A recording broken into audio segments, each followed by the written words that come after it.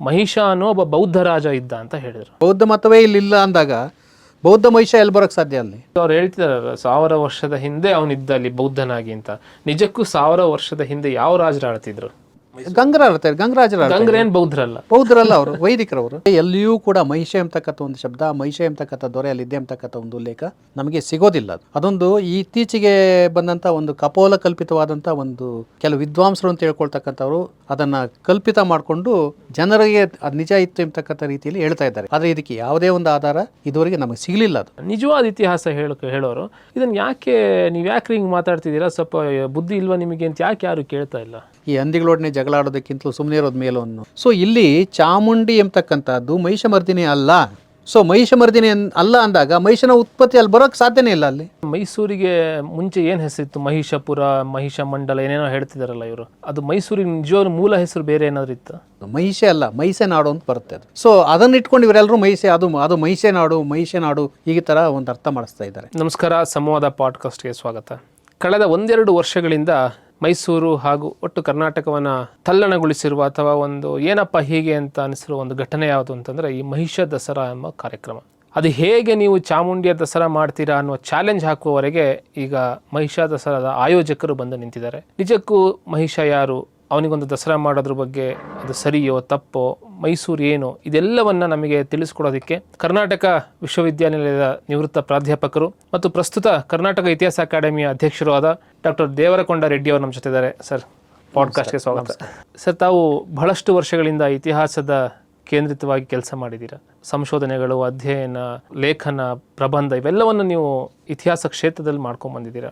ಈ ಒಂದು ವೈಜ್ಞಾನಿಕವಾದ ಐತಿಹಾಸಿಕ ದೃಷ್ಟಿಯಿಂದ ನೋಡಿದಾಗ ಮಹಿಷಾಸುರ ಅನ್ನುವ ಒಬ್ಬ ರಾಜ 1000 ವರ್ಷಗಳ ಹಿಂದಿನಿಂದ ಮೈಸೂರು ಸುತ್ತಮುತ್ತ ಇದ್ದ. ಅವನಿಗೆ ದಸರಾ ಮಾಡಬೇಕು, ಅವನು ಬೌದ್ಧರ ದೊರೆ, ಹೀಗೆ ಏನೇನೋ ಒಂದಿಷ್ಟು ಕಥೆಗಳನ್ನು ಅಥವಾ ಕಥೆಯೋ ಗೊತ್ತಿಲ್ಲ, ಇದನ್ನು ಹೇಳ್ಕೊಂಡು ಈಗ ಒಂದು 2-3 ವರ್ಷದಿಂದ ಭಾಳ ಒಂದು ರೋಷಾಭರಿತವಾದ ಭಾಷಣಗಳು, ಕಾರ್ಯಕ್ರಮಗಳನ್ನೆಲ್ಲ ಮಾಡ್ತಾ ಇದ್ದಾರೆ. ತಾವು ತಮ್ಮ ಐತಿಹಾಸಿಕ ದೃಷ್ಟಿಕೋನದಿಂದ ನಮಗೆ ತಿಳಿಸೋದಾದರೆ ವೈಜ್ಞಾನಿಕ ದೃಷ್ಟಿಯಿಂದ ಮಹಿಷ ಅಂದರೆ ಯಾರು, ಅವನಲ್ಲಿ ಇದನ್ನ ಅದ್ರ ಬಗ್ಗೆ ಒಂಚೂರು ನಮಗೆ ಮಾಹಿತಿ ತಿಳಿಸಿ. ಮೈಸೂರು ಜಿಲ್ಲೆಯ ಶಾಸನಗಳನ್ನು ಅಥವಾ ಮೈಸೂರು ಸುತ್ತಮುತ್ತಲ ಶಾಸನಗಳನ್ನು ಗಮನಿಸಿದಾಗ ಅಥವಾ ಆ ಪ್ರದೇಶದಲ್ಲಿ ಸೃಷ್ಟಿಯಾದಂಥ ಒಂದು ಕಾವ್ಯಗಳೇನಿದೆ, ಕಾವ್ಯಗಳನ್ನು ಗಮನಿಸಿದಂಥ ಸನ್ನಿವೇಶದಲ್ಲಿ ಯಾವುದೇ ಎಲ್ಲಿಯೂ ಕೂಡ ಮಹಿಷ ಎಂಬತಕ್ಕಂಥ ಒಂದು ಶಬ್ದ, ಮಹಿಷ ಎಂಬತಕ್ಕಂಥ ದೊರೆ ಅಲ್ಲಿದೆ ಎಂಬತಕ್ಕಂಥ ಒಂದು ಉಲ್ಲೇಖ ನಮಗೆ ಸಿಗೋದಿಲ್ಲ. ಅದೊಂದು ಇತ್ತೀಚೆಗೆ ಬಂದಂಥ ಒಂದು ಕಪೋಲ ಕಲ್ಪಿತವಾದಂಥ ಒಂದು ಜನರು, ಕೆಲವು ವಿದ್ವಾಂಸರು ಅಂತ ಹೇಳ್ಕೊಳ್ತಕ್ಕಂಥವ್ರು ತಾವು ಒಂದು ಅದನ್ನ ಕಲ್ಪಿತ ಮಾಡಿಕೊಂಡು ಜನರಿಗೆ ಅದು ನಿಜ ಇತ್ತು ಎಂಬತಕ್ಕಂಥ ರೀತಿಯಲ್ಲಿ ಹೇಳ್ತಾ ಬಂದಿದ್ದಾರೆ. ಆದರೆ ಇದಕ್ಕೆ ಯಾವುದೇ ಒಂದು ಆಧಾರ ಇದುವರೆಗೆ ನಮಗೆ ಸಿಗಲಿಲ್ಲ. ಅದು ಮತ್ತೆ ಕೆಲವು ವಿದ್ವಾಂಸರು ಏನು ಹೇಳ್ತಾ ಇದ್ದಾರೆ, ಇದೇ ಎರುಮರೈ ನಾಡು, ಇದೇ ಮಹಿಷ ಮಂಡಲ ಅಂತೆಲ್ಲ ಹೇಳ್ತಾ ಇದ್ದಾರೆ.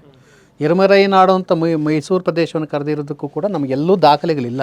ಯಾವುದೇ ಶಾಸನಗಳಿರ್ಬೋದು ಅಥವಾ ಸಾಹಿತ್ಯ ಇರ್ಬೋದು, ಇಲ್ಲ. ಆದರೆ ಎರುಮರೈ ಎಂಬತಕ್ಕಂಥ ಒಂದು ಶಬ್ದ ನಮಗೆ ಬೆಂಗಳೂರಲ್ಲಿ ಸಿಗುತ್ತೆ. ಬೆಂಗಳೂರು ಸುತ್ತಮುತ್ತ ಒಂದು ಪ್ರದೇಶದಲ್ಲಿ ಎರುಮರೈ ನಾಡು ಅಂತ ಬರುತ್ತೆ. ಆದರೆ ಅದೇ ಇವತ್ತಿನ ನೀವು ಸರ್ಜಾಪುರದ ಹತ್ರ ಯಮರೆ ಅಂತ ಒಂದು ಊರಿದೆ. ಆ ಯಮರೆ ಎಂಬತಕ್ಕಂಥ ಊರನ್ನು ಅದೇ ಎರುಮರೈ ನಾಡು ಕೇಂದ್ರ ಅದು. ಸೊ ಆದರೆ ಆ ಎರುಮರೈಗೂ ಎಮ್ಮೆಗಳಿಗೂ ಸಂಬಂಧ ಇಲ್ಲ, ಅಥವಾ ಮಹಿಷಿಗೂ ಸಂಬಂಧ ಇಲ್ಲ ಅದು. ಸೊ ಹೀಗಾಗಿ ಇಂಥ ಒಂದು ಆಧಾರರಹಿತವಾಗಿರ್ತಕ್ಕಂಥ ಕೆಲವು ವಿಷಯಗಳನ್ನ ಇಟ್ಕೊಂಡು ಕೆಲವು ವಿದ್ವಾಂಸರು ಅಂತ ಹೇಳ್ಕೊಳ್ತಕ್ಕಂಥವ್ರು ಇದನ್ನು ಸೃಷ್ಟಿ ಮಾಡ್ತಾ ಇದ್ದಾರೆ ಅಷ್ಟೇ. ಇದನ್ನು ಹಾಗಾದರೆ ಮೈಸೂರಿಗೆ ಮುಂಚೆ ಏನು ಹೆಸರಿತ್ತು? ಮಹಿಷಪುರ, ಮಹಿಷ ಮಂಡಲ ಏನೇನೋ ಹೇಳ್ತಿದಾರಲ್ಲ ಇವರು. ಅದು ಮೈಸೂರಿಗೆ ನಿಜವಾದ ಮೂಲ ಹೆಸರು ಬೇರೆ ಏನಾದರೂ ಇತ್ತು? ನಮಗೆ ಮೈಸೂರಿಗೆ ಮಹಿಷೂರು ಅಂತ ನಮಗೆ ಹೆಚ್ಚಿಗೆ ಕಾಣಿಸ್ಕೊಳ್ತಕ್ಕಂಥದ್ದು ಇವರ ಈ ಮೈಸೂರು ಅರಸರ ಶಾಸನಗಳಲ್ಲಿ. ಅದರಲ್ಲೂ ಅವರು ಹೆಚ್ಚಿಗೆ ಇದನ್ನು ಶ್ರೀರಂಗಪಟ್ಟಣ ಬಿಟ್ಟು ಮೈಸೂರಿಗೆ ಸ್ಥಳಾಂತರವಾದಂಥ ಸನ್ನಿವೇಶದಲ್ಲಿ ಈ ಪದವನ್ನು ಹೆಚ್ಚಿಗೆ ಬಳಸ್ತಾರೆ ಅವರು. ಮಹಿಷೂರು ಅಂತ ಬಳಸ್ತಾರೆ ಅವರು. ಸೊ ಮಹಿಷಪುರ ಅಂತ ಬಳಸ್ತಾರೆ, ಮೈಸೂರು ರಾಜ್ಯ ಅಂತ ಬಳಸ್ತಾರೆ ಅವರು. ಅಂದರೆ ಈ ಒಂದು ಮೈಸೂರು ಅರಸರು ಏನಿದ್ರು ಅಂತ, ಮೈಸೂರು ಅರಸರು ಅಂತ ಏನು ಇವತ್ತು ಕರೀತಾ ಇದ್ದೀವಿ, ಅವರು ಒರಿಜಿನಲ್ ಇದ್ದಿದ್ದು ಶ್ರೀರಂಗಪಟ್ಟಣದಲ್ಲಿ. ಆ ಶ್ರೀರಂಗಪಟ್ಟಣದಿಂದ ಮೈಸೂರಿಗೆ ಸ್ಥಳಾಂತರ ಆದಮೇಲೆ ಒಂದು ಸಣ್ಣ ಊರಿಗೆ ಸ್ಥಳಾಂತರ ಆದ ಸನ್ನಿವೇಶದಲ್ಲಿ ಅವರದ ಅಲ್ಲಿ ಹೆಚ್ಚಿಗೆ ಈ ಪದಗಳು, ಅಲ್ಲಿಂದ ಈಚೆಗೆ ಈ ಪದಗಳು ಬರ್ತಕ್ಕಂಥದ್ದು. ಆದರೆ ಮೈಸೆ ನಾಡು ಎಂಬತಕ್ಕಂಥ ಒಂದು ನಾಡಿತ್ತು ಎಂಬತಕ್ಕಂಥದ್ದು ನಮಗೆ ಚಾಮುಂಡಿ ಬೆಟ್ಟದಲ್ಲಿ ಕಾಣಿಸ್ಕೊಳ್ಳುತ್ತೆ. ಚಾಮುಂಡಿ ಬೆಟ್ಟದ ಈಗಿನ ಮಹಾಬಲೇಶ್ವರ ದೇವಸ್ಥಾನ ಏನಿದೆ, ಆ ಮಹಾಬಲೇಶ್ವರ ದೇವಸ್ಥಾನದ ಬೆಟ್ಟದಲ್ಲಿ, ಆ ದೇವಸ್ಥಾನದಲ್ಲಿ ಸಿಕ್ಕಿರ್ತಕ್ಕಂಥ ವಿಷ್ಣುವರ್ಧನ ಶಾಸನದಲ್ಲಿ ಅಲ್ಲಿ ಮೈಸೆ ನಾಡು ಅಂತ ನಮ್ಗೆ ಬರುತ್ತೆ. ಮೈಸೆ ನಾಡು ಅಂತ ಬರುತ್ತೆ. ಅದು ಮಹಿಷೆ ಅಲ್ಲ, ಮೈಸೆ ನಾಡು ಅಂತ ಬರುತ್ತೆ ಅದು. ಸೊ ಅದನ್ನ ಇಟ್ಕೊಂಡು ಇವರೆಲ್ಲರೂ ಮೈಸೆ, ಅದು ಮಹಿಷೆ ನಾಡು ಈ ತರ ಒಂದು ಅರ್ಥ ಮಾಡಿಸ್ತಾ ಇದ್ದಾರೆ. ಈ ಮೈಸೆ ಅನ್ನೋದಕ್ಕೆ ಏನಾದ್ರು ಅರ್ಥ ಸಿಕ್ಕಿದೆಯಾ? ಇಲ್ಲ, ಅದನ್ನ ಅರ್ಥ ಮಾಡೋಕೆ ಆಗೋದಿಲ್ಲ. ಯಾಕೆಂದ್ರೆ ಆ ಥರದ ದೇಶಗಳು ನಮಗೆ ಸಂಸೆ ಅಂತ ಒಂದು ಊರು ಸಿಗುತ್ತೆ. ಅಲ್ಲಿ ಬರ್ತಕ್ಕಂಥ ಸೆಕಾರ ಇದೆಯಲ್ಲ, ಅದಕ್ಕೇನು ನಾವು ಅದನ್ನ ನಿಧಾನಕ್ಕೆ ಬಿಡಿಸ್ಕೊಳ್ಬೇಕು ನಾವು ಅದನ್ನ. ಸೊ ಸೇ ಅಂತ ಕೊನೆ ಆಗ್ತಕ್ಕಂಥದ್ದು ಮಹಿಷ ಅಲ್ಲ, ಅದು ಈಗ ಸಂಸೆ ಅಂತ ಒಂದು ಬರುತ್ತೆ. ಹಾಗೆ ಸೇ ಅಂತ ಕೊನೆ ಆಗ್ತಕ್ಕಂಥ ಅನೇಕ ಊರುಗಳು ನಮ್ಮ ಕರ್ನಾಟಕದಲ್ಲಿ ಸಿಗ್ತಾ ಇವೆ, ಬೇರೆ ಬೇರೆ ಪ್ರದೇಶಗಳಲ್ಲಿ ಸಿಗ್ತಾ ಇವೆ. ಸೊ ಒಂದು ಕಡೆ ನಾವು ಬಿಡಿಸಿದಾಗ ಇದನ್ನ ನಾವು ಬಿಡಿಸ್ಬೋದು ಅಷ್ಟೇ ಹೊರತು, ಆದರೆ ಆ ಮೈಸೆ ಮಾಕೆ ಏತ್ವ ಐತ್ವ ಸೊ ಕೊಡ್ತಕ್ಕಂಥ ಮೈಸೆ ನಾಡು ಅಂತ ಏನಿದೆ, ಆ ಮೈಸೆ ನಾಡಿಗೂ ಮಹಿಷಕ್ಕೂ ಸಂಬಂಧ ಇಲ್ಲ. ಒಂದು ನೀವೀಗ ಕ್ಲಿಯರ್ ಮಾಡಿರೋ 2 ಅಂಶ ಏನು ಅಂತಂದರೆ, ಅದು ಈ ಮಹಿಷಪುರ ಅಂತನೋ ಅಥವಾ ಮಹಿಷ ಮಂಡಲ ಅಂತನೋ ಅದು ಯಾವುದೂ ಐತಿಹಾಸಿಕವಾಗಿ ದಾಖಲೆ ನಮಗೆ ಸಿಗೋದಿಲ್ಲ ಅನ್ನೋದು ಒಂದನೇ ಪಾಯಿಂಟ್. ಎರಡನೇದು, ಆ ಜಾಗದಲ್ಲಿ ಮಹಿಷಾಸುರ ಅಥವಾ ಮಹಿಷ ಅನ್ನುವ ರಾಜ ಇದ್ದ ಅನ್ನೋದಕ್ಕೂ ಯಾವುದೇ ದಾಖಲೆ ಇಲ್ಲ ಅಂತ ನೀವು ಹೇಳ್ತಾ ಇದ್ದೀರಾ. ನೀವು ದಾಖಲೆನೇ ಇಲ್ಲ ಅಂತಿದ್ದೀರಾ. ಇವರು ಏನು ಹೇಳಿದ್ರಂದ್ರೆ ಇಲ್ಲಿವರೆಗೆ ಸ್ವಲ್ಪ ಸಮಯ ಮಹಿಷ ಅನ್ನೋ ಒಬ್ಬ ಬೌದ್ಧ ರಾಜ ಇದ್ದ ಅಂತ ಹೇಳಿದ್ರು. ಆಮೇಲೆ ಒಂದು ಸ್ವಲ್ಪ ಸಮಯ ಹೇಳಿದ್ರು ಮಹಿಷ ಅನ್ನೋ ಒಬ್ಬ ದಲಿತ ರಾಜ ಇದ್ದ ಅಂತಂದ್ರು. ಇವ್ರದ್ದು ಸೋರ್ಸ್ ಏನು, ಎಲ್ಲಿಂದ ತಗೊಂತಿದ್ದಾರೆ ಇವರು? ಒಂದು, ಈ ವಿದ್ವಾಂಸರು ಅಂತ ಹೇಳ್ಕೊಳ್ತಕ್ಕಂಥವ್ರಿಗೇನಿದೆ, ಇವರಿಗೆ ವಾಸ್ತು ಬಗ್ಗೆ ಅರಿವಿಲ್ಲ, ಮೂರ್ತಿ ಶಿಲ್ಪದ ಬಗ್ಗೆ ಏನೂ ಗೊತ್ತಿಲ್ಲ ಇವರಿಗೆ. ಯಾಕೆಂದರೆ ಅದ್ರಲ್ಲಿ ನನ್ನ ಶಿಷ್ಯ ಒಬ್ಬ ಇದ್ದ, ಮೊನ್ನೆ ಒಬ್ಬ ವಿದ್ವಾಂಸ ಸತ್ತ ಮೈಸೂರಲ್ಲಿ, ಆತ ನಾನು ಗುಂಡ್ಲುಪೇಟೆಯಲ್ಲಿ ನಾನು ಸ್ಟೂಡೆಂಟೇ ಆತ. ಯಾರಿಗೂ ಅರಿವಿಲ್ಲ ಇವರಿಗೆ, ಇತಿಹಾಸದ ಅರಿವು ಇಲ್ಲ, ಮತ್ತು ಈ ಥರದ ಒಂದು ಪದ ನಿಷ್ಪತ್ತಿಯನ್ನು ಹೇಗೆ ಬಿಡಿಸ್ಬೇಕು ಅನ್ನೋದ್ರ ಬಗ್ಗೆ ಗೊತ್ತಿಲ್ಲ, ಮತ್ತು ವಾಸ್ತು ಬಗ್ಗೆ ಗೊತ್ತಿಲ್ಲ, ಮೂರ್ತಿ ಶಿಲ್ಪದ ಬಗ್ಗೆ ಅಂತೂ ಮೊದಲೇ ಗೊತ್ತಿಲ್ಲ ಇವರಿಗೆ. ವಾಸ್ತವವಾಗಿ ಇರ್ತಕ್ಕಂಥ ಒಂದು ಸನ್ನಿವೇಶಗಳು ಮರ್ತು ಬಿಟ್ಟಿದ್ದಾರೆ. ಮೈಸೂರು ಸುತ್ತಮುತ್ತ ನೀವು ಅದನ್ನು ನೀವು ಗಮನಿಸ್ಕೊಳ್ಬೋದು, ಯಾರೇ ಬೇಕಾದ್ರೂ ಗಮನಿಸ್ಬೋದು. ಮೈಸೂರು ಸುತ್ತಮುತ್ತ ಇರ್ತಕ್ಕಂಥ ಊರುಗಳಲ್ಲಿ, ಈಗ ಉದಾಹರಣೆಗೆ ಮೈಸೂರಲ್ಲಿ ಸಮೀಪ ಇರ್ತಕ್ಕಂಥದ್ದು ಸೋಸ್ಲೆ ಇದೆ, ಸೋಸ್ಲೆ ಹೊನ್ನಾದೇವಿ, ಮೂಗೂರು ತಿಬ್ಬಾದೇವಿ. ಮೂಗೂರು ತಿಬ್ಬಾದೇವಿ ಪಕ್ಕದಲ್ಲಿ ಈಗ ತ್ರಿಪುರ ಸುಂದರಿ ಅಂತ ಏನು ಹೇಳ್ತೀವಿ, ಆ ದೇವಸ್ಥಾನದ ಪಕ್ಕದಲ್ಲಿ ದೇಶೇಶ್ವರ ದೇವಸ್ಥಾನ ಇದೆ. ಅದು ಈಶ್ವರ ದೇವಸ್ಥಾನ, ಅದು ಗಂಗರ ಕಾಲದ್ದು. ಈ ಕಡೆ ನಾವು ತಿಬ್ಬಾದೇವಿ ಅಂತ ಏನು ಕರಿತೀವಿ, ಅದು ಸಪ್ತಮಾತೃಕಾ ದೇವಸ್ಥಾನಗಳು, ಸಪ್ತಮಾತೃಕೆ ಏನಿರ್ತಕ್ಕಂಥ ದೇವಸ್ಥಾನಗಳು. ಸೊ ಒಂದು ವಾಸ್ತು ಪ್ರಕಾರ ಏನಂದರೆ, ಒಂದು ಶೈವ ದೇವಸ್ಥಾನ ಇದ್ದಾಗ, ಶಿವನ ದೇವಸ್ಥಾನ ಇದ್ದಂಥ ಸನ್ನಿವೇಶದಲ್ಲಿ ಶಿವ ಪಂಚಾಯತನ ಅಂತ ಬರುತ್ತೆ. ಆ ಶಿವ ಪಂಚಾಯತನದಲ್ಲಿ ವಿಷ್ಣು ಇರಬೇಕು, ಮತ್ತು ದುರ್ಗೆ ಇರಬೇಕು, ಸಪ್ತಮಾತೃಕೆ ಇರ್ತಾರೆ, ಮಹಿಷಮರ್ದಿನಿ ಇರ್ತಾರೆ, ಅಥವಾ ಬ್ರಹ್ಮ ಇರ್ತಾನೆ. ಈ ಒಂದು ಶಿವ ಪಂಚಾಯತನ ಅಂತ. ಇನ್ನೊಂದು ಸೂರ್ಯ ಇರ್ತಾನೆ, ಸೂರ್ಯನ ಬಿಂಬ ಕೂಡ ಅಲ್ಲಿ ಇರಬೇಕು. ಇದು ಶಿವ ಪಂಚಾಯತನದಲ್ಲಿ ಬರ್ಬೋದಾದಂಥ ಶಿಲ್ಪಗಳು. ಇಲ್ಲೇನಾಗಿದೆ, ಕೆಲವು ಕಡೆ ಏನಾಗುತ್ತೆ ಒಟ್ಟಿಗೆ ಒಂದೇ ದೇವಸ್ಥಾನದಲ್ಲಿ ಇರ್ತಾವೆಲ್ಲವೂ ಕೂಡ. ಆದರೆ ಇಲ್ಲಿ ಬೇರೆ ಕೆಲವು ಕಡೆಗಳಲ್ಲಿ ಏನಾಗುತ್ತೆ, ಈಶ್ವರನ ದೇವಸ್ಥಾನ ಅಲ್ಲಿದ್ದಂಥ ಸನ್ನಿವೇಶದಲ್ಲಿ ಅಮ್ಮನವ್ರ ದೇವಸ್ಥಾನನ ಸಪ್ರೇಟ್ ಮಾಡ್ತಾರೆ, ಪ್ರತ್ಯೇಕವಾಗಿರ್ತಾರೆ. ಇಲ್ಲಿ ಮಹಿಷಮರ್ದಿನಿ ಅಂತ ಅಲ್ಲ ಅಲ್ಲಿರ್ತಕ್ಕಂಥದ್ದು. ನೀವು ಭಾಳ ಜನ ತಪ್ಪು ತಿಳ್ಕೊಂಡ್ಬಿಟ್ಟಿದ್ದೀರಿ. ಮಹಿಷಾಸುರನನ್ನು ಸಂಹಾರ ಮಾಡಿದ್ಲು ಚಾಮುಂಡಿ ಕಲ್ಪನೆಯೇ ಬೇರೆ. ಚಾಮುಂಡಿಗೂ ಮಹಿಷಮರ್ದಿನಿಗೂ ಸಂಬಂಧ ಇಲ್ಲದಿರ್ತಕ್ಕಂಥದ್ದು. ಮೊಟ್ಟ ಮೊದಲನೇದಾಗಿ ಶುಂಭ ನಿಶುಂಭರನ್ನು ದೇವಿ ಸಂಹಾರ ಮಾಡಿದಂಥ ಸನ್ನಿವೇಶದಲ್ಲಿ ಸೃಷ್ಟಿಯಾದಂಥ ಶಕ್ತಿಗಳು ಇವರು ಸಪ್ತಮಾತೃಕೆಯರು. ಸಪ್ತಮಾತೃಕೆಯರಲ್ಲಿ ಕೊನೆಯಲ್ಲಿ ಬರ್ತಕ್ಕಂಥದ್ದು ಚಾಮುಂಡಿ. ಬ್ರಾಹ್ಮಿ, ಮಹೇಶ್ವರಿ, ಕೌಮಾರಿ, ಇಂದ್ರಾಣಿ, ವಾರಾಹಿ, ವೈಷ್ಣವಿ, ಚಾಮುಂಡ, ಇಷ್ಟು ಬರಬೇಕು. ಅವರು ಸಪ್ತಮಾತೃಕೆಯರು. ಈ ಸಪ್ತಮಾತೃಕೆಯರ ಕೊನೆಯಲ್ಲಿ ಬರ್ತಕ್ಕಂಥದ್ದು ಚಾಮುಂಡಿ. ಸೊ ಚಾಮುಂಡಿ ಕಲ್ಪನೆ ಬರ್ತಕ್ಕಂಥದ್ದು ಶುಂಭ ನಿಶುಂಭರನ್ನು ಕೊಲ್ತಕ್ಕಂಥ ಸನ್ನಿವೇಶದಲ್ಲಿ ಆಕೆ ಯಾರು ಕಾಳಿಕಾದೇವಿಯಿಂದ ಸೃಷ್ಟಿಯಾದಂಥ ಶಕ್ತಿಗಳು ಇವರು. ಈ ಸಪ್ತಮಾತೃಕೆಯ ಒಂದು ಸ್ಥಾನವನ್ನು ಏನು ಮಾಡ್ತಾಯಿದ್ರು, ದೇವಸ್ಥಾನದಲ್ಲಿ ಉತ್ತರಾಭಿಮುಖವಾಗಿಟ್ಟು ಸಾಮಾನ್ಯವಾಗಿ ಪೂಜೆ ಮಾಡೋರು. ಶಿವ ದೇವಸ್ಥಾನಗಳಲ್ಲಿ ಕೆಲವು ಕಡೆ ಒಂದೇ ಪ್ಯಾನಲ್ ಮಾಡಿರ್ತಾರೆ, ಕೆಲವು ಕಡೆ ಬಿಡಿಯಾಗಿ ಮಾಡಿರ್ತಾರೆ. ನೀವು ಈ ಬೆಂಗಳೂರು ಮ್ಯೂಸಿಯಮಲ್ಲಿ ನೋಡಿರಿ, ಬಿಡಿಯಾಗೇ ಇವೆ ಸಪ್ತಮಾತೃಕಾ ಶಿಲ್ಪಗಳು. ಅವನ್ನು ಸಪ್ರೇಟಾಗಿ ಇಟ್ಟಿರ್ತಾರೆ ಕೆಲವು ಕಡೆಗಳಲ್ಲಿ. ಅನೇಕ ಊರುಗಳಲ್ಲಿ ನೀವು ಇವತ್ತೇನು ನಾವು ಸೋಸ್ಲೆಯಲ್ಲಿ ಹೊನ್ನಾದೇವಿ ಅಂತ ಹೇಳ್ತೀವಿ, ಅದು ಸಪ್ತಮಾತೃಕಾ ದೇವಸ್ಥಾನ ಸಪ್ರೇಟಾಗೇ ಇದೆ. ಅದು ಹೊನ್ನಾದೇವಿ ಯಾರು ಅಂದರೆ ಮತ್ತೆ ಚಾಮುಂಡಿನೇ ಅಲ್ಲಿ. ತಿಬ್ಬಾದೇವಿ ಯಾರು ಅಂದರೆ ಮಧ್ಯದಲ್ಲಿ ಬರ್ತಕ್ಕಂಥ ಯಾವುದೋ ಒಂದು ಬಿಂಬ ತಗೊಂಡು ಅದಕ್ಕೆ ಪೂಜೆ ಮಾಡೋಕ್ಕೆ ಶುರು ಮಾಡ್ತಾರೆ. ಯಾಕೆ ನಾವು ಉದ್ದಕ್ಕಿರೋದ್ರಿಂದ ಬಾಗಿಲು ಎದುರುಗಡೆ ಯಾವುದಿರುತ್ತೆ ಕೆಲವು ಸಾರಿ ಆ ಶಿಲ್ಪನೇ ಹೆಚ್ಚಿಗೆ ಇದು ಮಾಡಿಬಿಡ್ತಾರೆ ಜನಗಳು. ಇದು ಪೂಜಾರರು ಇವ್ರ ಅನುಕೂಲಕ್ಕೆ ತಕ್ಕಂತೆ ಮಾಡ್ತಕ್ಕಂಥದ್ದು. ಸೊ ಇಲ್ಲಿ ಚಾಮುಂಡಿ ಎಂಬತಕ್ಕಂಥದ್ದು ಮಹಿಷಮರ್ದಿನಿ ಅಲ್ಲ. ಸೊ ಮಹಿಷಮರ್ದಿನಿ ಅಲ್ಲ ಅಂದಾಗ ಮಹಿಷನ ಉತ್ಪತ್ತಿ ಅಲ್ಲಿ ಬರೋಕ್ಕೆ ಸಾಧ್ಯನೇ ಇಲ್ಲ ಅಲ್ಲಿ. ಮತ್ತು ಚಾಮುಂಡಿ ಬೆಟ್ಟದಲ್ಲಿರುವ ಮಹಿಷಾಸುರನ ಮೂರ್ತಿ ಇದೆಯಲ್ಲ, ಅದಕ್ಕೂ ಅಲ್ಲಿಗೂ ಏನು ಪ್ರಸ್ತುತತೆ ಏನು? ಅದು ಯಾವುದೋ ಮಧ್ಯಕಾಲದಲ್ಲಿ ಅದು ಸೃಷ್ಟಿ ಆಯಿತು. ಅಂದರೆ ಒಂದು 50-60 ಅಥವಾ ಒಂದು 1934 ಯಾವಾಗಲೂ ಅದನ್ನು ಆ ಭೀಮನ್ ಕಟ್ಟಿದ್ದು ಅಂತ ಒಂದು ಹೇಳ್ತಾರೆ ಎಲ್ಲರೂ. ಅದಕ್ಕೆ ಮೊದಲು ಅಲ್ಲಿ ಇರಲಿಲ್ಲ. ಅದು ನಮಗೂ ಕೂಡ ಭಾಳ ಚಿಕ್ಕ ವಯಸ್ಸಲ್ಲಿ ನಾವೆಲ್ಲ ನೋಡ್ತಾ ಇದ್ದಾಗ ಅದನ್ನು ಫೋಟೋ ಕೊಡೋರು, ಮೈಸೂರಿಗೆ ಹೋದವ್ರಿಗೆಲ್ಲ ಅದೊಂದು ಫೋಟೋ ತಂದು ತೋರಿಸೋರು. ರಕ್ತಬೀಜಾಸುರನ ಮಹಿಷಾಸುರ ಅಂತ ಒಂದು ತೋರಿಸೋರು ಅದನ್ನು. ಅಂದರೆ ಅದು ಈ ಮೈಸೂರು ಅರಸ ಕಾಲದಲ್ಲಿ ಯಾವುದೋ ಕಾಲದಲ್ಲಿ ಅದನ್ನು ಆ ಬಿಂಬನ ಕಟ್ಟಿಸಿದ್ದು. ವಾಸ್ತವವಾಗಿ ನಾನು ಅದೇ ಹೇಳ್ತಾ ಇರ್ತಕ್ಕಂಥದ್ದು, ಇಲ್ಲಿ ಚಾಮುಂಡಿ ಬೆಟ್ಟದಲ್ಲಿರ್ತಕ್ಕಂಥದ್ದು ಮಹಾಬಲ ದೇವಸ್ಥಾನ. ಅದು ಆ ಮಹಾಬಲೇಶ್ವರನಿಗೆ ಮೈಸೂರು ಅರಸರು ಕೊಟ್ಟಿದ್ದಾರೆ ದಾನ, ಮತ್ತೆ ಬೇರೆಯವರು ನಮ್ಮ ವಿಜಯನಗರದ ಅರಸರು ಕೂಡ ದಾನ ಕೊಟ್ಟಿದ್ದಾರೆ. ಎಲ್ಲಿ ಮಹಾಬಲೇಶ್ವರ ದೇವಸ್ಥಾನ ಇದೆಯೋ ಅದರ ಪಂಚಾಯತನದಲ್ಲಿ ಬರ್ತಕ್ಕಂಥದ್ದು ಈ ಒಂದು ಸಪ್ತಮಾತೃಕಾ ಶಿಲ್ಪ. ಆ ಸಪ್ತಮಾತೃಕೆಯರಲ್ಲೂ ಕೂಡ ಒಟ್ಟೋಗಿ ಇದು ಚಾಮುಂಡಿ ಮಾತ್ರ ಅಲ್ಲಿ ಉಳ್ಕೊಂಡಿರ್ತಕ್ಕಂಥದ್ದು. ಅದಕ್ಕೆ ನೀವು ಮೈಸೂರು ಅರಸಿಗೆ ಏನು ಅಂದರೆ, ಮೈಸೂರು ಅರಸರು ಬಹಳಷ್ಟು ಕಡೆಗಳಲ್ಲಿ ಈ ದೇವಿ ದೇವಸ್ಥಾನಗಳಿಗೆ ಅವರು ಬಹಳಷ್ಟು ಹೋಗ್ತಾ ಇದ್ದಿದ್ದಲ್ಲಿ. ಈ ಕೆಲವು ಕಥೆಗಳೆಲ್ಲ ಇವೆ. ಮೂಗೂರಲ್ಲಿ ಹೋಗಿ ತಿಬ್ಬಾದೇವಿ ದೇವಸ್ಥಾನದಲ್ಲಿ ಮಧ್ಯರಾತ್ರಿಲೆಲ್ಲ ಪೂಜೆ ಮಾಡಿಸೋರು ಅಂತಿದೆ. ಈ ಥರ ಮಾಡಿಸ್ತಾ ಇದ್ರು ಈ ಮೈಸೂರು ಅರಸರೆಲ್ಲ ಅಂತಿದೆ. ಅದು ಅಂದರೆ ಒಂದು ಸ್ವಲ್ಪ ಶಕ್ತಿ ಪೂಜೆಗಳ ಕಡೆ ಹೆಚ್ಚು ಗಮನ ಕೊಡೋರು. ಆ ಹಿನ್ನೆಲೆಯಲ್ಲಿ ನಾವು ಅದನ್ನು ನೋಡಬೇಕು. ಇವ್ರು ಏನು ಹೇಳ್ತಿದ್ದಾರೆ ಅಂದರೆ, ಮಹಿಷ ಅನ್ನುವವನು ಒಬ್ಬ ಐತಿಹಾಸಿಕ ಪುರುಷ, ಚಾಮುಂಡಿ ಅನ್ನೋದು ಒಂದು ಕಾಲ್ಪನಿಕ ದೇವರು. ಇವರಿಬ್ಬರಿಗೂ ಯುದ್ಧ ಆಗಿ ಚಾಮುಂಡಿ ಮಹಿಷನನ್ನ ಕೊಂದ್ಲು ಅನ್ನೋದು ಒಂದು ಕಥೆಯನ್ನು ಸೃಷ್ಟಿ ಮಾಡಿದ್ದಾರೆ ಅಂತ ಇವ್ರು ಹೇಳ್ತಿದ್ದಾರೆ. ಬಟ್ ವಾಸ್ತವದಲ್ಲಿ ಮಹಿಷನೇ ಕಾಲ್ಪನಿಕ. ಆಮೇಲೆ ಪುರಾಣಗಳಲ್ಲೂ ಅವರಿಬ್ರು ಯುದ್ಧ ಆಯಿತು ಅನ್ನೋದು ಎಲ್ಲೂ ಇಲ್ವೇ ಇಲ್ಲ, ಸಾಧ್ಯವೇ ಇಲ್ಲ. ಯಾಕೆಂದರೆ ಅವತಾರಗಳೇ ಬೇರೆ. ಚಾಮುಂಡಿ ಅವತಾರ ಆದಂಥ ಇದು ಸಮಯವೇ ಬೇರೆ, ಮಹಿಷನ ಸಮಯವೇ ಬೇರೆ. ಮಹಿಷನ ಸಮಯದಲ್ಲಿ ದುರ್ಗೆಗೆ ಎಲ್ಲ ಶಕ್ತಿಗಳು ಕೊಡ್ತಾರೆ, ಎಲ್ಲ ಶಕ್ತಿಗಳನ್ನು ಒಬ್ಬಳೇ ನಿಭಾಯಿಸ್ತಾಳೆ. ಮತ್ತೆ ಅಲ್ಲಿ ದುರ್ಗೆ ಮಹಿಷನ ಸಂಹಾರ ಮಾಡಿದ ಭೌಗೋಳಿಕ ಪ್ರದೇಶ ಈ ಮೈಸೂರಲ್ಲ. ಅದು ಮತ್ತೆ ಅಲ್ಲ, ಕಲ್ಪನೆಗಳೇ ಬೇರೆ. ನಿಮಗೆ ಚಾಮುಂಡಿ ಕಲ್ಪನೆ ಬೇರೆ, ಮಹಿಷಮರ್ದಿನಿ ಕಲ್ಪನೆ ಬೇರೆ ಅಂದಾಗ ಅದು ಘಟನೆಗಳೇ ಬೇರೆ, ಸನ್ನಿವೇಶಗಳೇ ಬೇರೆ. ಸೊ ನಮ್ಮ ಪುರಾಣಗಳಲ್ಲೂ ಕೂಡ ಕ್ಲಿಯರ್ ಆಗಿದೆ ಅದು. ನಮ್ಮ ಪುರಾಣಗಳನ್ನು ಸುಮ್ಮನೆ ಇವರೇನು ಮಾಡ್ತಾರೆ, ಚಾಮುಂಡಿ ಅಂದ ತಕ್ಷಣ ಇವ್ರು ಶಿಲ್ಪಿಗಳು ಕೊಟ್ಟ ತಕ್ಷಣ ಇವರು ತಮ್ಮ ಒಂದು ಎಮ್ಮೆ ಬಿಡಿಸು, ಒಂದು ಕಾಲು ಬಿಡಿಸು, ಕೈ ಬಿಡಿಸು ಮಾಡಿಬಿಡ್ತಾರೆ. ಅದಲ್ಲ, ಅದು ವಾಸ್ತವವಾಗಿ ಗೊತ್ತಿರ್ತಕ್ಕಂಥವ್ರು ಚಾಮುಂಡಿ ಅಂದ ತಕ್ಷಣ ಚಾಮುಂಡಿಗೆ ಸಂಬಂಧಪಡ್ತಾರೆ. ಸರ್, ಈಗ ಇಷ್ಟೆಲ್ಲ ಇವರು ಇತಿಹಾಸವನ್ನು ತಿರುಚಿ ತಮಗೆ ಬೇಕಾದಂಗೆಲ್ಲ ಹೇಳ್ಕೊಂಡು ನಾವೇನು ಹೇಳ್ತೀವಿ ಕಥೆಯನ್ನೇ ಇವರು ವಾಸ್ತವ ಅಂತ ಮಾಡಿ ಇಷ್ಟೆಲ್ಲ ಮಾಡ್ತಿರ್ಬೇಕಾದ್ರೆ ಮತ್ತೊಂದು ದೊಡ್ಡ ಕೋಲಾಹಲವನ್ನೇ ಸೃಷ್ಟಿ ಮಾಡ್ತಿದ್ದಾರೆ ಮೈಸೂರು ಭಾಗದಲ್ಲಿ. ಈ ಯಾರು ನಿಜವಾದ ಇತಿಹಾಸಕಾರರಿದ್ದಾರೆ, ಈ ಸುಳ್ಳು ಇತಿಹಾಸ ಹೇಳೋರಲ್ಲ, ನಿಜವಾದ ಇತಿಹಾಸ ಹೇಳೋರು, ಇದನ್ನು ನೀವು ಯಾಕೆ ಹಿಂಗೆ ಮಾತಾಡ್ತಿದ್ದೀರಾ, ಸ್ವಲ್ಪ ಬುದ್ಧಿ ಇಲ್ವಾ ನಿಮಗೆ ಅಂತ ಯಾರು ಕೇಳ್ತಾ ಇಲ್ಲ? ಈ ಹಂದಿಗಳೊಡನೆ ಜಗಳ ಆಡೋದಕ್ಕಿಂತಲೂ ಸುಮ್ಮನೆ ಇರೋದು ಮೇಲು ಅನ್ನೋ ಥರದಲ್ಲಿ.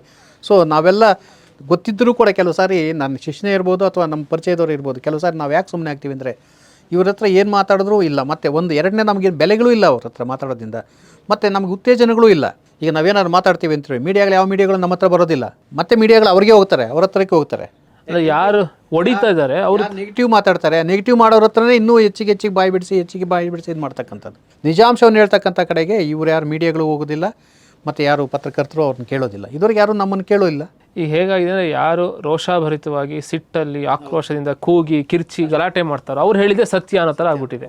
ಈ ಒಟ್ಟಿ ಮಹಿಷ ಪ್ರಕರಣದಲ್ಲೂ ಕೂಡ ಇಂಥವ್ರು ಹೇಳ್ತಿರೋದೇ ಸತ್ಯ ಅನ್ನೋ ರೀತಿ ಒಂದು ಇಮೇಜ್ ಬರ್ತಾ ಇದೆ. ಸರ್, ಈಗ ನೀವು ಹೇಳಿದ್ರಿ ನಾವು ಯಾಕೆ ಕೆಸರಿನ ಜೊತೆ ಹೋಗಿ ಗುದ್ದಾಡಬೇಕು, ಹಂದಿಗಳ ಜೊತೆ ಗುದ್ದಾಡಬೇಕು, ಆ ಮನಸ್ಥಿತಿಲಿ ನಾವಿದ್ದೀವಿ. ಯಾರು ನಿಜವಾದ ಇತಿಹಾಸವನ್ನು ಅಧ್ಯಯನ ಮಾಡ್ತಿರೋರು, ವೈಜ್ಞಾನಿಕವಾಗಿ ಯೋಚನೆ ಮಾಡ್ತಿರೋರು ಆ ಥರ ಇದೀವಿ, ನಾವು ಸುಮ್ಮನಿದ್ದೀವಿ ಅಂತ ಹೇಳ್ತಾ ಇದ್ದೀರಾ. ಆದರೆ ಜನರಿಗೆ ಏನು ಹೇಳ್ತೀರಾ ನೀವು? ಅಂದರೆ ನೀವು ಅವ್ರಿಗೇನು ಒಂದು ಸಜೆಷನ್ನು ಅಥವಾ ಇನ್ಪುಟ್ಟು ಕೊಡೋದಾದ್ರೆ ಏನು ಕೊಡ್ತೀರಾ? ಯಾಕೆಂದರೆ ಜನ ಕೂಡ ಈಗ ನೀವೇನು ಹೇಳ್ತಾ ಇದ್ದೀರಾ ಈ ನರೇಟಿವ್ ಜನಕ್ಕೆ ಗೊತ್ತಿಲ್ಲ. ನನ್ನ ಪ್ರಕಾರ ಇದು ಹೀಗೆ ಮುಂದುವರೆದ್ರೆ ಇವ್ರದ್ದು ಕಿರುಚಾಟ ಅರಚಾಟಗಳು ಇನ್ನೊಂದು 10 ವರ್ಷಕ್ಕೆ ಮಹಿಷ ಅಂತ ಒಬ್ಬ ಅಲ್ಲಿ ಇದ್ದ ಅನ್ನೋದೇ ಜನ ಒಪ್ಕೊಳ್ಳೋಕೆ ಶುರು ಮಾಡಿಬಿಡ್ತಾರೆ. ಆ ನರೇಟಿವ್ ಸೆಟ್ ಆಗಿಬಿಡುತ್ತೆ. ಸೊ ನೀವು ಜನಕ್ಕೆ ಏನು ಹೇಳ್ತೀರಿ? ನಮ್ಮ ಗುರುಗಳ ನಾನು ಒಂದು 3 ತಲೆಮಾರನ್ನು ನಾನು ಇಲ್ಲಿ ನಿಮಗೆ ಹೇಳೋಕೆ ಇಷ್ಟಪಡ್ತೀನಿ. ನಮ್ಮ ಗುರುಗಳ ತಲೆಮಾರು ನನಗೆ ಕಲಿಸಿದಂಥ ಗುರುಗಳ ತಲೆಮಾರಲ್ಲಿ ಈ ಪ್ರಶ್ನೆ ಬರಲಿಲ್ಲ. ನನ್ನ ತಲೆಮಾರಲ್ಲೂ ಕೂಡ ನನ್ನ 70 ವರ್ಷಗಳ ನಾನು 77 ವರ್ಷ ಈಗ ನನಗೆ ಅಂದರೆ ಇದುವರೆಗೂ ಇರಲಿಲ್ಲ. ಒಂದು 5 ವರ್ಷದಿಂದ ಈಚೆಗೆ ಇದು ಬರ್ತಾ ಇರ್ತಕ್ಕಂಥದ್ದು ಬರಲಿಲ್ಲ. ಯಾಕೆಂದರೆ ನಮಗೆಲ್ಲ ಅವ್ರು ನಮ್ಗೆ ಹೇಳಿದ್ರು ಅಥವಾ ನಾವು ಅದನ್ನು ಓದ್ಕೊಂಡಿದ್ವಿ. ನೀವಿಲ್ಲ. ಈಗಿನ ಜನ್ರೇಷನ್ ಯಾಕೆ ನಂಬ್ತಾ ಇದೆ ಅಂದರೆ ಈಗಿನ ಜನ್ರೇಷನ್ಗೆ ಆ ವಿದ್ಯೆನೇ ಇಲ್ಲ. ಈಗ ಆರ್ಕಿಯಾಲಜಿ ಇಲ್ಲ, ಓದ್ತಾ ಇಲ್ಲ, ಹಳೆಗನ್ನಡ ವಿದ್ಯೆ ಇಲ್ಲ ಅವರಿಗೆ. ಸೊ ಈ ಥರದ ಒಂದು ವಿದ್ಯೆಗಳನ್ನು ನಾವು ಯಾರನ್ನು ಕಲಿಸ್ತಾ ಇಲ್ಲ. ನಾವು ಎಲ್ಲ ನೇರವಾಗಿ ಇಂಗ್ಲೀಷ್ ಮೀಡಿಯಮ್ಗೆ ಹೋಗ್ತೀವಿ, ಇಂಗ್ಲೀಷಿನಲ್ಲಿ ಕಲಿತೀವಿ, ಇಂಗ್ಲೀಷ್ನಲ್ಲೇ ವಾಂತಿ ಮಾಡ್ತೀವಿ, ಇಂಗ್ಲೀಷ್ನಲ್ಲೇ ಊಟ ಮಾಡ್ತೀವಿ, ಇಂಗ್ಲೀಷ್ನಲ್ಲೇ ಎಲ್ಲವೂ ಮಾಡ್ತಾಯಿದ್ದೀವಿ. ಸೊ ನಮಗೆ ಯಾವಾಗ ಇಂಗ್ಲೀಷ್ಗೆ ಹೋಗ್ತಾ ಇದ್ದೀವಿ, ನೀವು ಯಾವುದೇ ಸ್ಕೂಲಲ್ಲಿ ನೋಡಿರಿ, ಅದು JSS ನಡೆಸೋದಿರ್ಬೋದು ಅಥವಾ ಯಾವುದೇ ನಡೆಯೋದು, ಕೆಲವು ಅನೇಕ ಸ್ಕೂಲ್ಗಳಲ್ಲಿ ಇವು ಯಾವುದನ್ನು ಹೇಳ್ಕೊಡೋದಿಲ್ಲ. ಅವ್ರಿಗೆ ಪುರಾಣಗಳೇ ಗೊತ್ತಿಲ್ಲ. ಇವತ್ತು ಅವನು ITBTನಲ್ಲಿ ಅವ್ನು ₹1,00,000 ತಗೊಳ್ತಾ ಇರ್ಬೋದು, ಅವನಿಗೆ ಒಂದು ಚಾಮುಂಡಿ ಬಗ್ಗೆ ಮಾತಾಡಪ್ಪ ಅಂದರೆ ಅಥವಾ ಚಾಮುಂಡಿ ಯಾರು ಅಂದರೆ ಅವ್ನಿಗೆ ಗೊತ್ತಿಲ್ಲ ಅವನಿಗೆ. ಸೊ ಆ ಸ್ಥಿತಿಯಲ್ಲಿ ನಾವಿದ್ದೀವಿ. ಹೀಗಾಗಿ ಅವ್ರಿಗೆ ಏನು ಹೇಳ್ತಾ ಇದೆ ಈ ಮೀಡಿಯಾಗಳಲ್ಲಿ ಮತ್ತು ಇದು ರಾಜಾರೋಷವಾಗಿ ಏನು ಹೇಳ್ತಾರೆ ಇದನ್ನೇ ಅವ್ರು ನಂಬೋ ಸ್ಥಿತಿಗೆ ಬಂದುಬಿಟ್ಟಿದ್ದಾರೆ. ಎರಡನೇದು ನಿಮಗೆ ಇನ್ನೊಂದು ಭಾಳ ದೊಡ್ಡ ಒಂದು ವ್ಯತ್ಯಾಸ, ಒಂದು ಬದಲಾವಣೆ ಆಗ್ತಾ ಇದೆ. ಆ ಬದಲಾವಣೆ ಯಾವ ಥರ ಆಗ್ತಾ ಇದೆ ಅಂದರೆ ಈ ನಿಯೋ ಬುದ್ಧಿಸ್ಟ್ ಏನು ಮಾಡ್ತಾ ಇದ್ದಾರೆ, ಆದಷ್ಟು ಈಗ ಅವರಿಗೆ ಇವರು ಇದುವರೆಗೆ ನಾವು ಇವರನ್ನು ಮಾಡ್ತಾ ಇದ್ವಿ, ಏನು ಕ್ರೈಸ್ತ ಪಾದ್ರಿಗಳನ್ನು ಇದು ಮಾಡ್ತಾ ಇದ್ವಿ. ಬಟ್ ನಿಯೋ ಬುದ್ಧಿಸ್ಟ್ ಇದ್ದಾರಲ್ಲ, ನಿಯೋ ಬುದ್ಧಿಸ್ಟ್ ಇನ್ನೂ ಡೇಂಜರ್ ಆಗ್ತಾ ಇದ್ದಾರೆ ನಮಗೆ. ಕಮ್ಯುನಿಸ್ಟ್ ಅಂತ ಹೇಳ್ಬೋದು. ಕಮ್ಯುನಿಸ್ಟ್ ಅನ್ನೋದಲ್ಲ, ನಿಯೋ ಬುದ್ಧಿಸ್ಟ್ ಅಂದರೆ ಬೌದ್ಧ ಮತವನ್ನು ಸ್ವೀಕರಿಸಿರ್ತಕ್ಕಂಥ ಅನೇಕ ಪಂಡಿತರು. ಅವರಿಗೆ ಇದ್ರ ಬಗ್ಗೆ ಗೌರವ ಇಲ್ದಂಗೆ ಮಾಡಬೇಕಷ್ಟೇ ಅವರಿಗೆ. ಆ ಥರದ್ದು ಭಾಳ ಜನ ಇದ್ದಾರೆ ಅಲ್ಲಿ. ಅವರು ಈಗ ಇದನ್ನು ಹೊಸದಾಗಿ ಸೃಷ್ಟಿ ಮಾಡ್ತಾ ಇರ್ತಕ್ಕಂಥದ್ದು. ಮೊನ್ನೆ ಆ ವೇದಿಕೆ ಮೇಲೂ ಕೂಡ ನೀವು ಹೇಳಿದಂಥ ನಿಯೋ ಬುದ್ಧಿಸ್ಟ್ಗಳು ಹೌದು, ಅವರಿಗೆ ಮತ್ತೆ ನಿಮಗೆ ನೀವೆಲ್ಲ ಅಂದ್ಕೊಂಡಿದ್ದೀರಿ ಬೌದ್ಧ ಮತ ದಕ್ಷಿಣ ಕರ್ನಾಟಕದಲ್ಲಿ ಇಲ್ಲವೇ ಇಲ್ಲ. ಯಾವುದೋ ಒಂದು ಊರಲ್ಲಿ ಒಂದು ಮೂಳೆ ಸಿಕ್ಕಿರ್ಬೋದು ಅಥವಾ ಒಂದು ಚೂರು ಸಿಕ್ಕಿರ್ಬೋದು ಅಷ್ಟೇ ಹೊರತು ನಮಗೆ ಎಲ್ಲೂ ದಕ್ಷಿಣ ಕರ್ನಾಟಕದಲ್ಲಂತೂ ನಿಮಗೆ ಬೌದ್ಧ ಮತ ಇದ್ದಂಥ ಕುರುಹುಗಳು ಅಥವಾ ಇದಾಗಲೇ ಆಗಲಿ ಏನೂ ಸಿಕ್ಕಿಲ್ಲ ನಿಮಗೆ. ಎಲ್ಲ ಅಪರೂಪಕ್ಕೊಂದು ಸಿಕ್ಕಿರ್ಬೋದು ಅಷ್ಟೇ. ಅದರಿಂದ ನಿಮ್ಮ ಬೌದ್ಧ ಮತವೇ ಇಲ್ಲಿಲ್ಲ ಅಂದಾಗ ಬೌದ್ಧ ಮಹಿಷ ಎಲ್ಲಿ ಬರೋಕ್ಕೆ ಸಾಧ್ಯ ಅಲ್ಲಿ? ಸರ್, ಈಗ ಅವ್ರು ಹೇಳ್ತಿದಾರಲ್ಲ 1000 ವರ್ಷದ ಹಿಂದೆ ಅವನಿದ್ದ ಅಲ್ಲಿ ಬೌದ್ಧನಾಗಿ ಅಂತ. ನಿಜಕ್ಕೂ 1000 ವರ್ಷದ ಹಿಂದೆ ಯಾವ ರಾಜರು ಆಳ್ತಿದ್ರು? ಗಂಗರಾಜರು. ಏನು ಬೌದ್ಧರಲ್ಲ ಅವರು ವೈದಿಕರವರು. ಅವ್ರು ಕಟ್ಸಿರ್ತಕ್ಕಂಥ ಅನೇಕ ಅವ್ರದ್ದೇ ನಾನು ಹೇಳ್ತಕ್ಕಂಥ ಇದುವರೆಗೆ ನಿಮಗೆ ಸೋಸ್ಲೆ ವನ್ನಾದೇವಿ ಇರ್ಬೋದು, ಮೂಗೂರು ತಿಬ್ಬಾದೇವಿ, ನಗರಮ್ಮ ಮತ್ತು ಆ ಥರದ್ದು ಆಮೇಲೆ ಇಲ್ಲಿ ಕೋಲಾರಮ್ಮ ಇವೆಲ್ಲವೂ ಕೂಡ ಗಂಗರ ಕಾಲದ ದೇವಸ್ಥಾನಗಳಿವು. ಗಂಗರ ಕಾಲದಲ್ಲಿ ನಿರ್ಮಾಣವಾದಂಥ ಸಪ್ತಮಾತೃಕ ದೇವಸ್ಥಾನಗಳು ನೋಡಿ. ಕೋಲಾರಮ್ಮ ಕೂಡ ಚಾಮುಂಡಿನೇ ಅದು. ಸೊ ಆ ಸ್ಥಳಕ್ಕೆ ಏನಿರುತ್ತೆ ಹೆಸರು ಇರುತ್ತೆ, ಆ ಹೆಸರಲ್ಲಿ ಕರೆದು ಬಿಡ್ತಾರೆ ಅಷ್ಟೇ. ಅದು ನೀವು ನೋಡಿ ಅಲ್ಲಿ ಹೋಗಿ ಚಾಮುಂಡಿನ ಶಿಲ್ಪ ನೋಡ್ರಿ, ಅಲ್ಲಿ ಏನಾದರೂ ತಳಗಡೆ ಏನಾದರೂ ಕೋಣ ಇದೆಯಾ ಅಂತ. ಕೋಣ ಇಲ್ಲ ಅಲ್ಲಿ. ಯಾಕೆಂದರೆ ಕಥೆಯನ್ನು ನಾವು ಇದು ಪುರಾಣದ ಘಟನೆಗಳನ್ನ ನಾವು ನೋಡಿದಾಗ ಚಾಮುಂಡಿಯ ಉತ್ಪತ್ತಿಯ ಸನ್ನಿವೇಶವೇ ಬೇರೆ, ಮಹಿಷಮರ್ದಿನಿಯ ಸನ್ನಿವೇಶವೇ ಬೇರೆ. ಚಾಮುಂಡಿ ಒಂದು ಶಕ್ತಿಯಾಗಿ ಬರ್ತಾಳೆ, ಮಹಿಷಮರ್ದಿನಿ ಹಲವು ಶಕ್ತಿಗಳಾಗಿ ಒಂದಾಗಿ ಬರ್ತಾಳೆ. ಹಲವು ಶಕ್ತಿ ಅಂದರೆ ಎಲ್ಲ ದೇವತೆಗಳು ಆಕೆ ಶಕ್ತಿ ತುಂಬ್ತಾರೆ. ಯಾರಿಗೆ? ಮಹಿಷಮರ್ದಿನಿಗೆ. ಇಲ್ಲಿ ಎಲ್ಲ ಶಕ್ತಿಗಳು ಸಪ್ರೇಟಾಗಿ ಹೋಗ್ತವೆ. ಇಲ್ಲಿ ಸಪ್ತಮಾತೃಕ ಕಲ್ಪನೆಗಳಲ್ಲಿ ಒಂದೊಂದು ದೇವತೆಯ ಅಂಶ ಒಂದೊಂದು ಮೂರ್ತಿಯಾಗಿ ಹೋಗುತ್ತೆ ಅಲ್ಲಿ. ಬಟ್ ಮಹಿಷಮರ್ದಿನಿಯಲ್ಲಿ ಆಗಲ್ಲ. ಮಹಿಷಮರ್ದಿನಿಯಲ್ಲಿ ಎಲ್ಲಾ ದೇವತೆಗಳು ಆಕೆಗೆ ತುಂಬ್ತಾರೆ, ಕೊಟ್ಟು ಅವಳು ಹೌದು ಮಹಿಷಾಸುರನ ಸಂಹಾರ ಮಾಡ್ತಕ್ಕಂಥದ್ದು. ಸೊ ಇದನ್ನ ಯಾರು ಗಮನಿಸೋದಿಲ್ಲ, ಯಾರು ಅದನ್ನ ಬಗ್ಗೆ ಯೋಚನೆ ಕೂಡ ಮಾಡೋದಿಲ್ಲ. ಆಮೇಲೆ ಇನ್ನೊಂದಿರಲ್ಲ ಹಾಸ್ಯ ಏನು ಅಂತಂದ್ರೆ, ಈ ದಸರಾ ಅನ್ನೋದೇನಿದೆ, ನವರಾತ್ರಿ ಆಮೇಲೆ ವಿಜಯದಶಮಿ, ಇದೆಲ್ಲ ದೇವಿಗೆ ಸಂಬಂಧಪಟ್ಟಿದ್ದು. ಈಗ ಇವರು ಮಹಿಷ ದಸರಾ ಅಂತ ಹೇಳ್ತಾ ಇದ್ದಾರೆ. ಇವರು ಏನೋ ಮಹಿಷ ಉತ್ಸವನೋ ಮಹಿಷ ಜನ್ಮದಿನನೋ ಏನ್ ಬೇಕಾದ್ರೂ ಹೇಳ್ಕೊಂಡಿದ್ರು ಅದೇನು ಹಾಸ್ಯ ಆಗ್ತಿರ್ಲಿಲ್ಲ. ಅಂದರೆ ಈ ದಸರಾ ಅನ್ನೋದೇ ಶಕ್ತಿಗೆ ಸಂಬಂಧಪಟ್ಟಿದ್ದು. ನವರಾತ್ರಿ ವಿಜಯದಶಮಿ ಎಲ್ಲದೂ ಕೂಡ ಆಕೆಯ ಒಂದು ಆರಾಧನೆ, ಆಕೆಯನ್ನು ಭಜಿಸೋದು, ಧ್ಯಾನಿಸೋದು ಅದರಲ್ಲಿರುತ್ತೆ. ಆದರೆ ಈಗ ನೀವು ಹೇಳಿ ಇತಿಹಾಸವನ್ನು ತಿಳಿದೇ ಇರೋರು, ನಾವು ವಿಚಾರವಾದಿಗಳು ಅನ್ನೋ ಜನರು, ನಿಯೋ ಬುದ್ಧಿಸ್ಟ್ಗಳು ದಸರಾವನ್ನು ಶಕ್ತಿಯ ಆರಾಧನೆಯನ್ನು ಮಹಿಷನ ಹೆಸರಿನಲ್ಲಿ ಮಾಡಕ್ಕೆ ಹೊರಟಿದ್ದಾರೆ. ಬಹುಶಃ ಇವರಿಗೆಲ್ಲ ಒಂದು ವೈಜ್ಞಾನಿಕ ಐತಿಹಾಸಿಕ ಬುದ್ಧಿ ಆದಷ್ಟು ಬೇಗ ನಿಮ್ಗೆ ಯಾವಾಗ ಅಧ್ಯಯನ ಇಲ್ವೋ ನಿಮಗೆ ಅಧ್ಯಾಪನ ಹೆಂಗೆ ಬರುತ್ತೆ ಹೇಳ್ರಿ. ಅಧ್ಯಯನ ಮಾಡಿದರೆ ನೀವು ಅಧ್ಯಯನ ಮಾಡಿರ್ತಕ್ಕಂಥ ವಸ್ತುವನ್ನ ಕ್ಲೀನಾಗಿ ನಿಜ ಏನಿದೆ ಅದನ್ನ ಹೇಳಕ್ಕೆ ಬರುತ್ತೆ. ಅದ್ರ ಬಗ್ಗೆ ಅಧ್ಯಯನವೇ ಮಾಡಲಿಲ್ಲ ಇವರು. ಅಧ್ಯಯನವೇ ಮಾಡದಿದ್ದಾಗ ಅವ್ರ ಬಾಯಲ್ಲಿ ಹೇಗೆ ಸತ್ಯ ಬರುತ್ತೆ? ಅಧ್ಯಯನವನ್ನ ಮಾಡುವ ಒಂದು ಪ್ರಾಮಾಣಿಕ ಚಿಂತನೆಯೂ ಇಲ್ಲ ಅಂತ ಅನ್ಸುತ್ತೆ. ಚಿಂತನೆ ಇಲ್ಲ ಅನ್ನೋದಕ್ಕಿಂತಲೂ ಒಂದು ಮಂಡುವಾದಗಳಿವೆಯಲ್ಲ, ಈಗ ಇದನ್ನು ವಿರೋಧಿಸಲೇಬೇಕು ಅಂತ ವಿರೋಧಿಸ್ತಕ್ಕಂಥದ್ದು. ಈ ತರದ ಮಂಡುವಾದಗಳಿಗೆ ನಾವು ಏನು ಅವ್ರನ್ನ ಇದು ಮಾಡೋಕ್ಕೂ ಆಗೋದಿಲ್ಲ. ಅದನ್ನು ಇಂಟೆಲೆಕ್ಚುಯಲ್ ಆನೆಸ್ಟಿ ಅಂತ ಹೇಳ್ತೀವಲ್ಲ, ಅದು ನಮಗೆ ಕಾಣಿಸಲ್ಲ. ಒಂದು ಆನೆಸ್ಟಿ ಅದು ಕಾಣಿಸೋದಿಲ್ಲ ಇವರಲ್ಲಿ. ಆ್ಯಕ್ಚುಲಿ ಆ ದೇವರಿಗೆ ಇರ್ತಕ್ಕಂಥದ್ದು, ಚಾಮುಂಡಿ ಬೆಟ್ಟದಲ್ಲಿ ಇರ್ತಕ್ಕಂಥ ದೇವರಿಗೆ ಇರ್ತಕ್ಕಂಥ ಹೆಸರೇ ಮಾರ್ಬಲ ಅಂತ. ಮರಬಲೇಶ್ವರ, ಮರಬಲ ದೇವ ಅಂತೆಲ್ಲ ಬರುತ್ತೆ ಅದರಲ್ಲಿ. ಬರೀ ಮೈಸೂರಲ್ಲಿ ಅಷ್ಟೇ ಅದನ್ನು ಉಲ್ಲೇಖ ಬರೋದಿಲ್ಲ, ಅದು ಬೇರೆ ಕಡೆ ಶಾಸನಗಳಲ್ಲೂ ಕೂಡ ಬರುತ್ತೆ. ಅದು ಸಿಂದಗೆರೆ ಅಲ್ಲೇ ಬರುತ್ತೆ, ಗುಂಡ್ಲುಪೇಟೆಗೆ ಹೋಗೋ ದಾರಿಯಲ್ಲಿ ಸಿಂದಗೆರೆ ಬರುತ್ತೆ. ಮತ್ತು ಅಲ್ಲೆಲ್ಲ ಸುತ್ತಮುತ್ತ ಇರ್ತಕ್ಕಂಥ ಈ ಪ್ರದೇಶ ಸೇರಿಸ್ಕೊಂಡಿದ್ದು ಒಂದು ದೇವರ ಪ್ರಭಾವ ಇದ್ದಿದ್ದದು. ಸೊ ಹೀಗಾಗಿ ವಾಸ್ತವವಾಗಿ ಇಷ್ಟೇ ಹೇಳ್ಬೋದು, ಒಂದು ಶಿವ ಪಂಚಾಯತನದ ಒಂದು ದೇವರಾಗಿ ಚಾಮುಂಡಿ ಬರ್ತಕ್ಕಂಥದ್ದು. ಮೈಸೂರು ಅರಸ ಕಾಲದಲ್ಲಿ ಏನಾಯಿತು, ಮೈಸೂರು ಅರಸ ಕಾಲದಲ್ಲಿ ಹೆಂಗಸರಿದಲ್ಲ ರಾಣಿಯರು, ಈ ರಾಣಿಯರು ತಮ್ಮ ಚಾಮುಂಡಿಯನ್ನು ಕುಲದೇವತೆಯಾಗಿ ಸ್ವೀಕರಿಸಿದ್ರು. ಮೈಸೂರು ಅರಸ ಸ್ವೀಕರಿಸಿದ್ರು ಅಂದರೆ ತಮ್ಮ ಕುಲದೇವತೆ ಅನ್ನೋದಕ್ಕೆ ತಮ್ಮ ಎಲ್ಲ ಕಾರ್ಯಗಳು ಮಾಡೋಕ್ಕಿಂತ ಮೊದಲು ಆಕೆಯನ್ನು ಪೂಜೆ ಮಾಡ್ಕೊಂಡು ಹೋಗ್ಬೇಕು ಅಂತಕ್ಕಂಥ ಒಂದು ರೀತಿಯಲ್ಲಿ ಬಂತದ್ದು. ಅದು ವಾಮಾಚಾರ ಇರ್ಬೋದು ಅಥವಾ ಆಚಾರ ಇರ್ಬೋದು, ಯಾವ ಥರ ಪೂಜೆಗಳು ನಮ್ಗೆ ಗೊತ್ತಿಲ್ಲ. ಯಾಕೆಂದರೆ ಕಥೆಗಳ ಪ್ರಕಾರ ಹಿಂದಿನ ನಾನು ಕೇಳಿರ್ತಕ್ಕಂಥ ಪ್ರಕಾರ ರಾತ್ರಿ ಹೊತ್ತೋಗಿ ಪೂಜೆ ಮಾಡಿಸ್ತಾ ಇದ್ರಂತೆ ಕೆಲವರೆಲ್ಲ, ಮಹಾರಾಜರು ಇವರೆಲ್ಲ ಅಂತ ಕೆಲವು ಇಂಥ ಶಕ್ತಿ ಸ್ಥಳಗಳಲ್ಲಿ. ಸೊ ಈ ಹಿನ್ನೆಲೆಯಲ್ಲಿ ಹತ್ತಿರದಲ್ಲಿ ಇದ್ದಂಥ ಚಾಮುಂಡಿ ಬೆಟ್ಟದಲ್ಲಿ ಇದ್ದಂಥ ಈ ಚಾಮುಂಡೇಶ್ವರಿಯನ್ನು ಅಥವಾ ಸಪ್ತಮಾತೃಕೆಯಲ್ಲಿ ಬಂದಿದ್ದಂಥ ಒಂದು ಚಾಮುಂಡಿಯನ್ನು ತಮ್ಮ ಕುಲದೇವತೆಯಾಗಿ ಸ್ವೀಕರಿಸಿದ್ದಕ್ಕೆ ಶಾಸನ ಇದೆ. ಅವರು ಅದನ್ನು ಹೇಳಿದ್ದಾರೆ, ತಮ್ಮ ಕುಲದೇವತೆಯಾಗಿ ಚಾಮುಂಡಿ ನೆಲೆಸಿದ್ದಾಳೆ ಅಂತೆಲ್ಲ ಹೇಳ್ಕೊಂಡಿದ್ದಾರೆ ಶಾಸನದಲ್ಲಿ. ಸೊ ಇವ್ರ ಕಾಲದಿಂದ ಆಚೆಗೆ ಅದು ಪ್ರಸಿದ್ಧಿಗೆ ಬಂದಿದ್ದು ಬೆಟ್ಟ, ಮಾರಬಲ ಬೆಟ್ಟ, ಮಹಾಬಲೇಶ್ವರ ಬೆಟ್ಟ. ಆ ಮಹಾಬಲೇಶ್ವರ ಬೆಟ್ಟವೇ ಮುಂದೆ ಚಾಮುಂಡಿ ಬೆಟ್ಟ ಅಂತ ಇದಾಗಿ ಕನ್ವರ್ಟ್ ಆಗಿದ್ದು, ಹೆಸರುಗಳನ್ನ ಬದಲಾಯಿಸ್ಕೊಂಡಿದ್ದದು. ಅಲ್ಲಿರ್ತಕ್ಕಂಥ ಒಂದು ನಂದಿ ಇರ್ಬೋದು, ಇವೆಲ್ಲ ಭಾಳ ಹಿಂದೆನೇ ರಚನೆ ಆಗಿದ್ದು, ವಿಜಯನಗರ ಕಾಲದಲ್ಲೇ ರಚನೆ ಆಗಿರ್ತಕ್ಕಂಥದ್ದು ಅವೆಲ್ಲವೂ ಕೂಡ. ಇದು ಹೊಯ್ಸಳರ ಕಾಲಕ್ಕೆ ಇತ್ತು ದೇವಸ್ಥಾನ, ಯಾವುದು ಮಹಾಬಲೇಶ್ವರ ದೇವಸ್ಥಾನ. ಹೀಗಾಗಿ ಆ ಕಾಲಕ್ಕೇನೆ ಇತ್ತು ಅಂದರೆ ಆ ಕಾಲಕ್ಕಿಂತ ಹಿಂದೆನೇ ಈ ಚಾಮುಂಡಿ ಒಂದು ಶಿಲ್ಪನೂ ಇತ್ತದು.